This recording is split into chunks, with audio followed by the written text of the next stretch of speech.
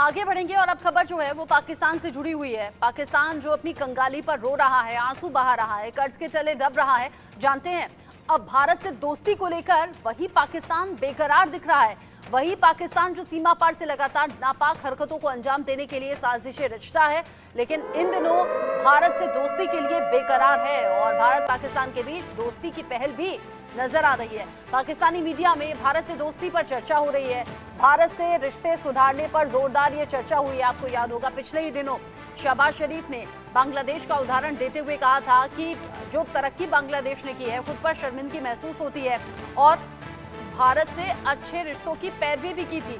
ये कहा था कि अगर भारत से हमारे रिश्ते सुधरते हैं तो फिर पाकिस्तान की दशा भी सुधर सकती है। इन सब के बीच में ईरान और सऊदी अरब के बीच परमाणु समझौते का उदाहरण भी सामने आया है। ईरान सऊदी अरब परमाणु सहयोग की चर्चा चारों तरफ हो रही है। विवादास्पद क्षेत्रों में सहयोग की संभावनाओं पर यह चर्चा जारी है और इन सब के बीच में जोर पकड़ रही है भारत और पाकिस्तान के बीच में दोस्ती की चर्चा भी। अब भारत और पाकिस्तान के बीच में दोस्ती क्यों जरूरी है, पाकिस्तान की दशा और दिशा कैसे भारत से हुई दोस्ती सुधार सकती है, ये रिपोर्ट देखिए।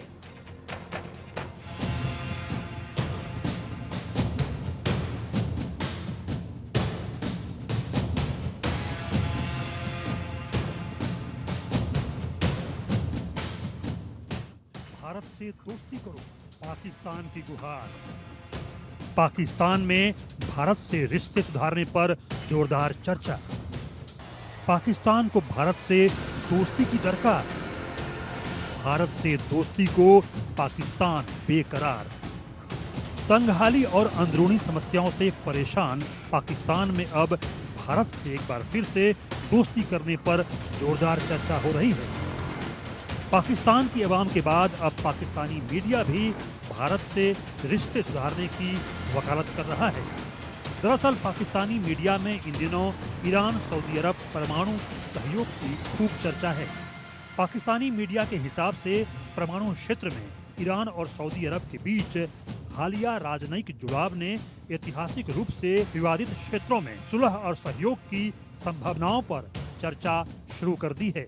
ईरान और सऊदी अरब के बीच उभरती दोस्ती को दोनों देशों के बीच सहयोग करने और खुला दिमाग रखने का प्रतीक माना जा रहा है। दशकों की दुश्मनी के बावजूद दोनों देश वैज्ञानिक सहयोग को पहचान रहे हैं। ऐसे में पाक मीडिया को लगता है कि लंबे समय से परमाणु शत्रु रहे पाकिस्तान और भारत के लिए दोस्ती को लेकर ईरान सऊदी सहयोग एक उदाहरण हो सकता है।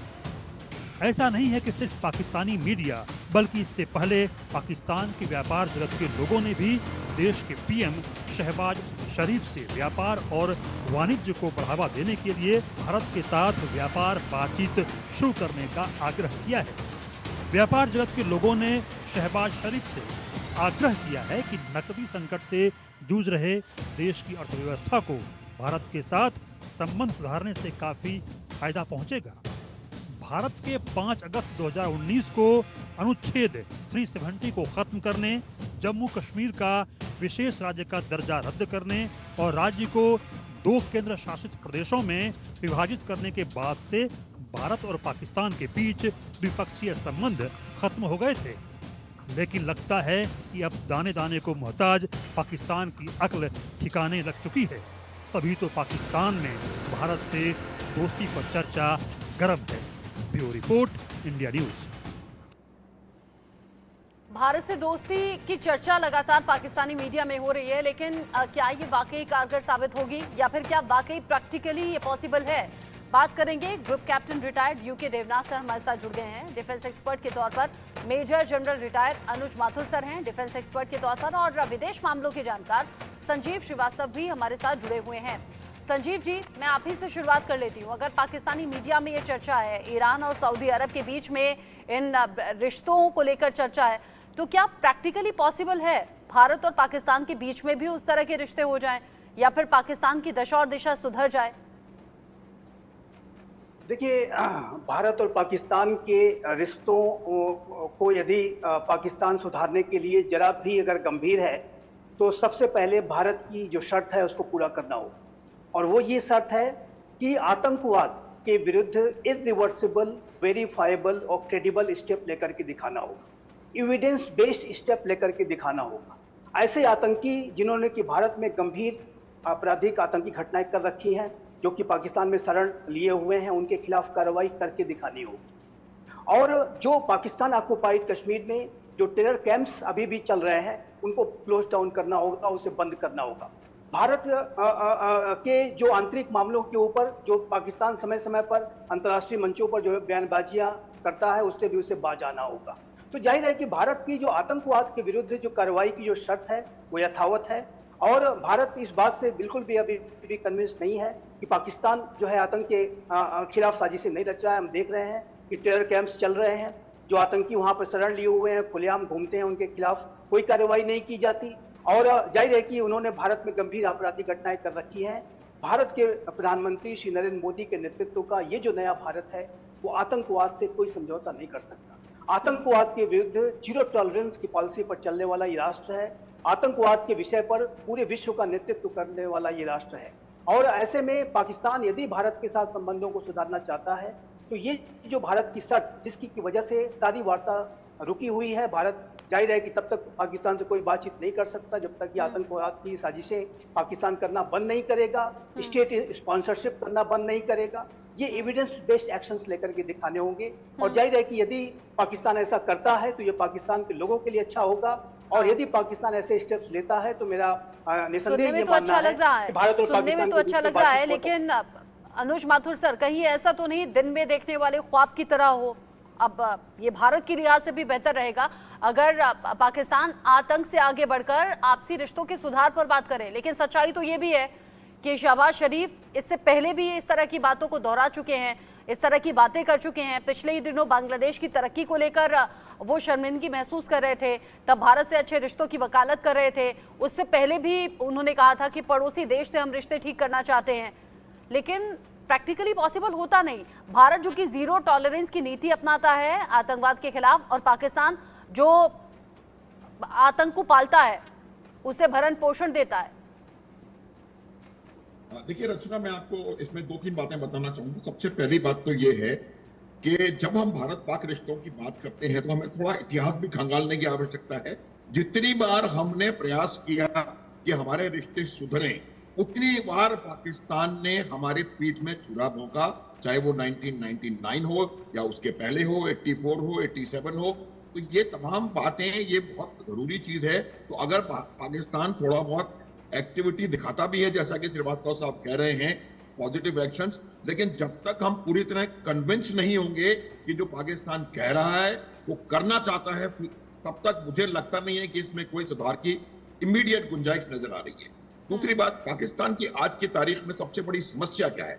पाकिस्तान में आज की तारीख में सबसे बड़ी समस्या ये है कि उसके 3 लैंड नेबर्स हैं, ईरान, अफगानिस्तान और भारत। और पाकिस्तान का आज की तारीख में तीनों लैंड नेबर्स के साथ जो रिलेशनशिप है वो खराब है। अफगानिस्तान से वो लड़ रहा है, ईरान से भी लगभग लड़ रहा है, भारत से उसकी बहुत चिरस्थायी शत्रुता है। तो अब आप देखेंगे कि आज की तारीख में जब पाकिस्तान एक इकोनॉमिक क्राइसिस के पास पहुंच गया है, तब पाकिस्तान को इस बात का को रियलाइज कर रहा है कि उसको जब तक उसके अपने नेबर्स के साथ रिलेशनशिप ठीक नहीं होगी, तब तक वो इकोनॉमिक डेवलपमेंट नहीं कर सकता। वो उस परिस्थिति को वहां पर पाकिस्तान में नहीं ला सकता जो कि इन्वेस्टमेंट को प्रमोट करे और किसी न किसी तरीके से वहां पर इकोनॉमिक एक्टिविटी हो। तीसरी बात यह है कि आज 1 मिनट रचना, एक बस 1 more minute I'll take। तीसरी बात यह है कि जिस प्रकार से भारतवर्ष में 2019 के पश्चात कश्मीर में हालात बदले हैं, तो जो पाकिस्तान का 50, 60, 70 वर्षों का हार्डवर्क था कि वो कश्मीर में बहुत ज्यादा गफलत पहुंचाए और बहुत ज्यादा डिस्टर्बेंस क्रिएट करे, वो तमाम हार्डवर्क पिछले 5 सालों में समाप्त हो गया है। आज आप देखेंगे श्रीनगर में 40-42% वोटिंग हो रही है। श्रीनगर के जो बैंड आउटफिट्स हैं वो पॉलिटिकल एक्टिविटी में हिस्सा लेना चाहते हैं, जमाते इस्लामी का जम्मू कश्मीर। तो ये जो चेंज आया है वो पाकिस्तान को पसंद नहीं रहा। पीओके में जो हरकतें हो रही हैं उससे पाकिस्तान को परेशानी हो रही है, और मुझे लगता है कि पाकिस्तान इस बात से कन्विंस्ड है कि अगर आज वो भारतवर्ष के साथ संबंध नहीं सुधारेगा तो उसका कोई भविष्य नहीं है। आपने ठीक कहा, पीओके में जो कुछ हो रहा है वो पाकिस्तान की बेचैनी को बढ़ा रहा है। पाकिस्तान सरकार की चूल्हे हिलाकर रख दी हैं। पीओके में जिस तरीके से प्रदर्शनकारी सड़कों पर आए और पाकिस्तान से लेके रहेंगे आजादी, इस तरह के नारे जब गूंजे वहां पर, तो फिर घुटनों पर आना पड़ा शहबाज शरीफ को भी। लेकिन यूके देवनाथ सर, यूं भी जब हम पाकिस्तान की तंगहाली और बदहाली की बात करते हैं और जब ये कहते हैं सोल्यूशन क्या हो सकता है, तो आप कहते हैं भ्रष्टाचार पर लगाम लगानी जरूरी है, वहां की आवाम को देखते हुए आतंक का खात्मा सबसे ज्यादा जरूरी है। पाकिस्तान अपने लिए नहीं कर पा रहा है, तो फिर आगे भारत से दोस्ती के लिहाज से कैसे करेगा? जी हाँ रत्ना जी, इस वक्त पाकिस्तान दलदल में फंसा है, डूबती हुई नैया है। उनकी इकोनॉमी, एडमिनिस्ट्रेशन सब कोलैप्स कर गई है। तो अगर पाकिस्तान को अब जिंदा रहना है, सांस लेना है, तो उसके सामने भारत के साथ, अफगानिस्तान के साथ और ईरान के साथ रिश्ते सुधारने के अलावा और कोई विकल्प नहीं है। भारत के साथ तो रिश्ते वो 5 मिनट में सुधार सकता है। 2 छोटी सी बातें हैं, बस कश्मीर पे आतंकवादी को भेजना बंद कर दे और कश्मीर का आलापना बंद कर दे। हमारे रिश्ते 5 मिनट में सुधर जाएंगे। लेकिन पाकिस्तान है कि समझता ही नहीं है। जहां तक पाकिस्तान की बात है, भारत ने तो बार बार कहा है कि भारत जो है पाकिस्तान के साथ व्यापार करना चाहता है। जो पाकिस्तान की जितनी ट्रेड बॉडीज हैं, जैसे भारत में एसोचैम है, फिकी है, इसी तरह से पाकिस्तान में भी 3-4 ट्रेड बॉडीज हैं। वो बार बार अपनी सरकार के सामने गुहार लगाती है, पाकिस्तान आर्मी के सामने भी गुहार लगाती है कि भारत के साथ व्यापार कर लिया जाए। भारत ने भी बोला है कि अगर वो कश्मीर में दखल देना बंद कर दे तो हम भी उसके साथ व्यापार करने के लिए राजी हैं, बॉर्डर खोल देंगे। आज अगर एलओसी खोल दें तो पीओके और भारत के कश्मीर के बीच में व्यापार बढ़ जाएगा। आज अगर पाकिस्तान राजी हो तो हम इंटरनेशनल बाउंड्री बॉर्डर पे व्यापार, जो ट्रेड रूट है वाघा से या दूसरी जगह से खोल दें, तो अफगानिस्तान से लेके, पाकिस्तान से लेके, हिंदुस्तान से लेके बांग्लादेश तक ट्रेड कॉरिडोर बन जाएगा। एक झटके में ही पाकिस्तान की जीडीपी में 2% का इंप्रूवमेंट हो जाएगा।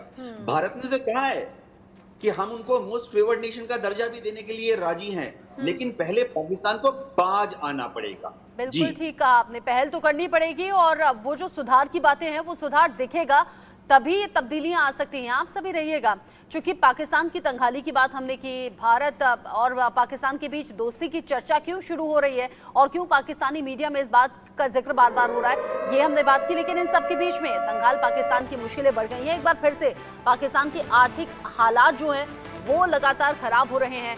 कर्ज के पहाड़ के नीचे दबा हुआ है पाकिस्तान। कर्ज का बोझ इतना ज्यादा, 84 ट्रिलियन रुपए ये लोन की जो संख्या है वो पहुंच गई है। शहबाज के लिए कंगाली में आटा गीले होने जैसा ये पूरा का पूरा जो सिस्टम है अभी पाकिस्तान में नजर आ रहा है। यानी पाकिस्तान में हालात सुधरते हुए नजर आ नहीं रहे हैं। पाकिस्तान के लिए आर्थिक संकट मुश्किलें खड़ी कर रहा है। पिछले साल के दौरान उसकी कुल ऋण और देनदारियां 81 ट्रिलियन पाकिस्तानी रुपए के नए रिकॉर्ड पर पहुंच गई हैं। जंक क्रेडिट रेटिंग के कारण पाकिस्तान में निवेश हो नहीं पा रहा। ऐसे में वो अपने कर्ज को पूरा करने के लिए वित्त पोषण के नए स्रोत ढूंढ रहा है। यहाँ पर स्टेट बैंक ऑफ पाकिस्तान के अनुसार मार्च के आखिर तक पाकिस्तान का कुल कर्ज और देनदारियां पिछले साल की तुलना में 8.4 ट्रिलियन रुपए बढ़ गया। नतीजा ये हुआ कि देश का कर्ज और देनदारियां रिकॉर्ड 81 ट्रिलियन रुपए तक पहुंच गई। इसमें से 4.4 ट्रिलियन देनदारियों के कारण है। ये बोझ अब देश की अर्थव्यवस्था के 3/4 के बराबर है। पिछले साल की तुलना में ऋण और देनदारियां 12% की दर से बढ़ी। औसतन 31 अरब रुपए प्रतिदिन। हालांकि स्थिर विनिमय दर के कारण ऋण संचय धीमा हो गया। लेकिन जो हालात अभी पाकिस्तान के बने हुए हैं, कर्ज लगातार बढ़ रहा है। और पिछले ही दिनों संजीव श्रीवास्तव जी, ये खबर हमने दिखाई भी थी, बताई भी थी कि IMF की तरफ से तो एक और किश्त मिल गई है, एक और राहत मिल गई है। लेकिन वहीं दूसरी तरफ चीन ने हाथ आगे बढ़ा दिए। ये प्रेशर डाला गया कि हमारा कर्ज वापस करो। जी, देखिए, चाइना की जो पाकिस्तान के साथ जो संबंधों को ये पाकिस्तान के हुक्मरान कई बार higher than mountain, deeper than ocean इत्यादि इत्यादि के जो जुमले देते हैं, वास्तविकता उसमें कुछ है नहीं। वास्तविक रूप से देखें तो चाइना की जो पाकिस्तान के प्रति नीति है वो उपनिवेशवादी है। चाइना जो है पाकिस्तान में डेप्थ ट्रैप डिप्लोमेसी उसने सफलतापूर्वक कंडक्ट कर ली है, उसको अपने कर्ज के जाल में फंसा लिया है। ये जो BRI के जो पैसे हैं और उसके अलावा भी जो चाइना उनको पैसे देता है, जाहिर है कि लोन के तौर पर देता है। और ये जो पैसे चाइना जब वो वापस मांगेगा और जब दबाव डाल करके मांगेगा, चेतावनियां धमकियां दे वगैरह करके जब मांगेगा, तो पाकिस्तान के पास कोई चारा नहीं होगा अपनी टेरिटरी को गिरवी रखने के सिवा। और ये जो चाइना की जो एक डेप्थ ट्रैप डिप्लोमेसी है, वो उसने जैसा कि मैंने कहा सफलतापूर्वक कंडक्ट की है। पाकिस्तान के जो भ्रष्ट हुक्मरान हैं वो अपने हितों, अपने स्वार्थों में इतने ब्लाइंड आइड हो जाते हैं, इतने अंधे हो जाते हैं कि वो अपने राष्ट्र के हितों को उपनिवेशवादी ताकतों के सामने गिरवी रख देते हैं। और यही कड़वी सच्चाई है। और अल्टीमेटली इसका भी जो खामियाजा है वो पाकिस्तान की अवामी भुगतती है। जो पैसा चाइना से लोन के तौर पे आता है या इवन की IMF के माध्यम से या उसके एक दो अन्य जो तथाकथित मित्र हैं उनके माध्यम से जो पैसे आते हैं, उसमें भी बड़ा भ्रष्टाचार होता है। वो भी जो ज्यादातर जो पैसा है वो जो आर्मी ISI के और टॉप जो पॉलिटिशियंस की जेबों में चला जाता है। तो ये पाकिस्तान के हुक्मरानों की जो एक सेल्फ सेंट्रिक आत्म केंद्रित नीति है। और जाहिर है कि उन्होंने अपने हितों को सर्वोपरि रखा, देश के हितों को सेकेंडरी रखा, और उसी की वजह से पाकिस्तान ऐसे रसातल में जा रहा है। हम समय समय पर आपके चैनल पे हम चर्चा करते रहे हैं कि बांग्लादेश कितना बेहतर स्थिति में है। वही बात कई बार पाकिस्तान के हुक्मरान शहबाज शरीफ अभी हाल के समय में दोहरा रहे थे किसी जलसे में कि बांग्लादेश हमसे आगे निकल गया। लेकिन ये जो पाकिस्तान के हुक्मरानों की जो बयानबाजियां होती हैं वो सिर्फ दिखावे के लिए होती है। वो ये दिखावे के लिए होती है कि हम कुछ करेंगे, लेकिन वास्तविक रूप से देखें, और ये जो दिखावा है, मैं यहाँ पर अवश्य कहना चाहूंगा कि कई बार ये दिखावा इंटरनेशनल मॉनेटरी फंड को और कुछ क्रेडिटर्स को कहने के लिए भी होता है कि हम भी इसको लेकर के गंभीर हैं। लेकिन सच्चाई ये है कि पाकिस्तान के हुक्मरान जो जिस तरीके के रिफॉर्म्स पाकिस्तान में होने चाहिए, जिस तरीके से भ्रष्टाचार पे अंकुश लगना चाहिए, उसके लिए जरा भी गंभीर नहीं। अच्छा, वो चूंकि अपने आलिशान पाकिस्तान की तरफ से प्रोपेगेंडाज प्रोपेगेंडाज भी कई बार चलाए जाते हैं और ये सब कुछ कर्ज मांगने के लिए भी होता है। इससे जुड़ा एक सवाल है जो कि मैं पूछूंगी यूके देवनाथ सर से, लेकिन उससे पहले एक अपडेट दे दें। पाकिस्तानी सेना के अत्याचार से तंगहाल है पीओके के राजनीतिक कार्यकर्ता की मोदी से सीधे सीधे अपील सामने आई है। पाकिस्तानी राजदूत को तलब करके भारत इस पूरे मामले पर जवाब मांगे। पाकिस्तान के राजनीतिक कार्यकर्ता हैं अमजद अयूब मिर्जा। जुल्म और ज्यादती की घटनाएं हर रोज बढ़ रही हैं, ये उनके जरिए कहा गया। और ये कहा गया शांतिपूर्वक प्रदर्शन करने वालों पर आखिर क्यों गोलियां चलाई गईं, इसका जवाब हमें चाहिए। शांतिपूर्वक प्रदर्शन कर रहे थे, अपने अधिकारों के लिए, अपने हक के लिए हम सड़कों पर आए, लेकिन फिर भी गोलियां चलाई गईं। 3 प्रदर्शनकारियों की मौत की खबर मिली थी, जिसमें एक पुलिस वाला भी शामिल था। ऐसे में पाकिस्तानी राजदूत की तरफ से कहा गया पाकिस्तान के जो हालात हैं वो किसी से छिपे नहीं है। और पीओके में जो प्रदर्शनकारी सड़कों पर आए, शांतिपूर्वक प्रदर्शन करने के चलते उन पर फायरिंग हुई। अब पाकिस्तानी सेना के अत्याचार से पीओके के जो लोग हैं वो पूरी तरह से तंग आ चुके हैं। पाकिस्तानी राजदूत को तलब करके भारत इस पर जवाब मांगे, ये मांग हो रही है। यूके देवनाथ सर, अगर पीओके से रह रहकर ये मांग उठे कि भाई भारत में विलय कर दी जाए, अगर ये मांग उठे कि हमें मोदी जैसा नेता चाहिए, अगर फिर प्रधानमंत्री मोदी से अपील हो रही है कि भाई पाकिस्तानी राजदूत को तलब किया जाए, ये पूछा जाए कि शांतिपूर्ण प्रदर्शन के बदले गोली क्यों मिली, तो कुछ उम्मीद दिखेगी क्या? इसमें कोई शक नहीं है कि आजादी के बाद से ही पाकिस्तान की जो जुनता है, पाकिस्तान की जो एस्टेब्लिशमेंट है, उनकी जो फौज है, उसने पीओके में एक बहुत ही भयंकर दमनकारी नीति अपनाई हुई है। और पिछले 15 दिन से पीओके में जो पाक की सेना, रेंजर्स और पाकिस्तान की जो सीक्रेट पुलिस है, वो जो भी कार्रवाइयां कर रही हैं, वो किसी भी लोकतंत्र में अशोभनीय है। भारत अभी तक बहुत ही मर्यादित व्यवहार कर रहा है। विदेश मंत्रालय ने अभी तक इसको पाकिस्तान के अंदरूनी मामला समझकर कोई टिप्पणी नहीं की है। लेकिन पाकिस्तान में अगर यही दमनकारी नीति चलती रही तो वो समय दूर नहीं है जब भारत भी शायद पाकिस्तान से ये कहेगा कि पाकिस्तान जो है पीओके के लोगों के साथ मानव अधिकार मूल्यों के तहत डील करे।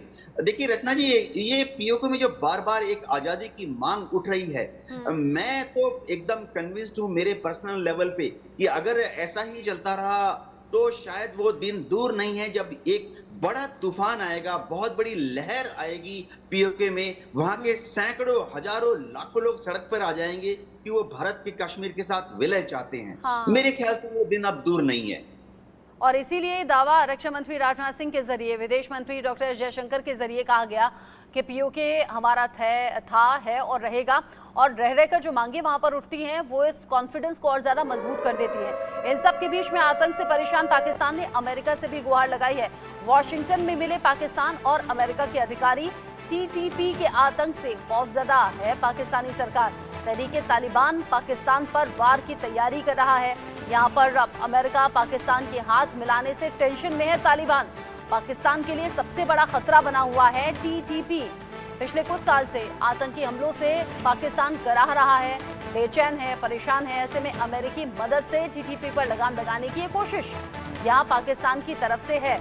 जिस तरह का अपडेट अभी मिल रहा है, और एक और अपडेट है, महिलाओं को लेकर पाकिस्तान की सोच एक बार फिर से बेनकाब हो गई है। महिलाओं को लेकर सईद अनवर की बेहद अभद्र टिप्पणी सामने आई है। कामकाजी महिलाओं को लेकर सईद अनवर का विवादित बयान सामने आया है। महिलाओं के काम करने और आजादी देने से तलाक के मामले बढ़े हैं। कामकाजी महिलाओं की वजह से पाकिस्तान में तलाक के केसेस बढ़ गए हैं। महिला सशक्तिकरण और वित्तीय स्वतंत्रता के संबंध में ये टिप्पणी की, बेतुका बयान देकर विवादों में आ गए हैं सईद अनवर। एक बार सुनिए क्या कहा। न्यूजीलैंड के कैप्टन ने मुझे बुलाया, विलियमसन ने, कि यार हमारे हालात बताओ कैसे सही होंगे। मुझे ऑस्ट्रेलियन मेयर ने कहा, जब से हमने औरतों को कमाई पे लगाया हमारा कल्चर बर्बाद हो गया, हमारे इतने हालात खराब हुए, औरतें भी कमाई कर रही हैं। और पाकिस्तान में जब से औरतों ने कमाना शुरू किया 3 साल में 30% तलाक बढ़ गई है। टू हेल विद यू, दफा हो जाओ, मैं खुद कमा सकती हूँ, मैं घर चला सकती हूँ। ये पूरा एक गेम प्लान है मेरे दोस्तों, लेकिन जब तक हिदायत नहीं मिलेगी इस गेम प्लान को नहीं समझ सकते। अनुज माथुर सर, एक तरफ तो पाकिस्तान भारत की तरफ उम्मीद भरी निगाहों से देख रहा है, वहां की मीडिया में चर्चा है भारत पाकिस्तान की दोस्ती हो जाए, वहीं अमेरिका से मदद मांग रहा है, टीटीपी से परेशान है, वहां टीटीपी वार की तैयारी में है। और अब ये जो खबर है महिलाएं घर से बाहर निकलने लगी इसीलिए तलाक के केसेस बढ़ गए, ये सभी तो चौतरफा वजह है कि पाकिस्तान आज गर्त में है। बिल्कुल घटना, ये एक बहुत ही घटिया और बहुत ही गिरा हुआ स्टेटमेंट है।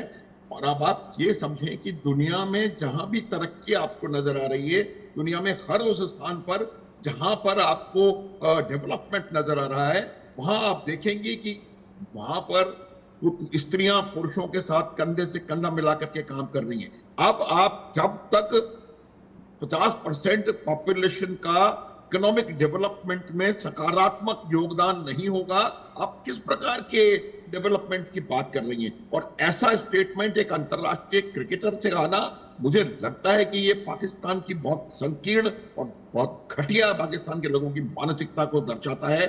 और अगर जो भी समाज, जो भी राष्ट्र महिलाओं के साथ इस प्रकार का काम करता है और उनको आगे नहीं बढ़ने देने के लिए करता है। आप कह रहे हैं यही रवैया है जो पाकिस्तान को और ज्यादा पीछे ढकेल रहा है। संजीव जी, ऐसा ही है? देखिए मैं यहाँ ये कहूंगा कि ये जो बयान है ये एक तालिबानी सोच है। और ये जो तहरीके तालिबान पाकिस्तान के जो आतंकी हैं वो इस तरीके के बयान को सुन करके बहुत खुश हुए होंगे। और तहरीके तालिबान पाकिस्तान इसी तरीके की जो पाकिस्तान के जो गैर जिम्मेदाराना, नकारात्मक और घटिया सोच रखने वाले जो लोग हैं, हाँ, उनके माध्यम से पाकिस्तान पर वो शासन भी करने की मंशा रखता है। ऐसे ही लोगों के बल पर वो लगातार वो हमले कर रहा है। और ये जो पाकिस्तान के हुक्मरान, चाहे वो अमेरिका पहुंच जाए, चाहे वो किसी भी महाशक्ति के पास पहुंच जाए, अगर ऐसी ही सोच रखेंगे तो तहरीके तालिबान पाकिस्तान से पाकिस्तान को नहीं बचा पाएंगे। पाकिस्तान का तालिबानाइजेशन हो जाएगा, क्योंकि वहां पर इस तरीके के जो क्रिकेटर हैं, इस तरीके के जो एक नकारात्मक सोच रखने वाले जो तत्व हैं, अगर वो इसी तरीके से अपनी बयानबाजियां करेंगे और लोग सुनेंगे और इस तरीके की बातों को वो एक नैरेटिव पेश करेंगे, तो ऐसे में तो तहरीके तालिबान पाकिस्तान का तालिबानाइजेशन करके ही छोड़ेगा और कोई उसे बचा नहीं सकता है। और तहरीके तालिबान पाकिस्तान, अभी आप देखिए तो सबसे ज्यादा जो बड़ा हमला है वो पाकिस्तान के हुक्मरानों पर ही कर रहा है। पाकिस्तान की आर्मी, ISI, पुलिस फोर्सेस उसके सबसे बड़े टारगेट हैं। वो पाकिस्तान में कट्टर शरिया लागू करना चाहता है, एकदम ठीक पाकिस्तान को तालिबानाइज करना लेकिन यूके देवनाथ सर, पाकिस्तान जो अलग अलग मोर्चों पर विफल हो रहा है या फिर अलग अलग चैलेंजेस का सामना कर रहा है, एक चैलेंज तो ये भी है ना कि अपनी सोच से उभरे कैसे, अपने सोच के पिछड़ेपन को पीछे छोड़े कैसे। जी हाँ रचना जी, मैं सिर्फ पाकिस्तान की बुद्धिजीवियों के लिए और अभी जो बयान आया है इनकी संकीर्ण मानसिकता पर मैं आश्चर्यचकित हूँ। कि अगर पाकिस्तान के लोग ऐसा सोचेंगे और पाकिस्तान के अग्रणी लोग अगर ऐसा सोचेंगे तो सिर्फ भगवान खुदा ही पाकिस्तान को बचा सकता है। जी।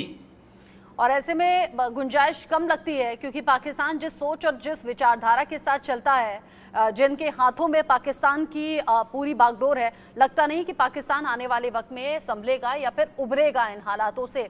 अनुज Mathur sir, UK Devnath sir और संजीव जी, बहुत शुक्रिया आपका इस डिस्कशन में साथ में रहने के लिए। इन सभी बड़ी खबरों पर जो भी अपडेट आगे होगा आप तक पहुंचाएंगे। एक छोटा सा ब्रेक यहाँ पर ले रहे हैं, लौटेंगे।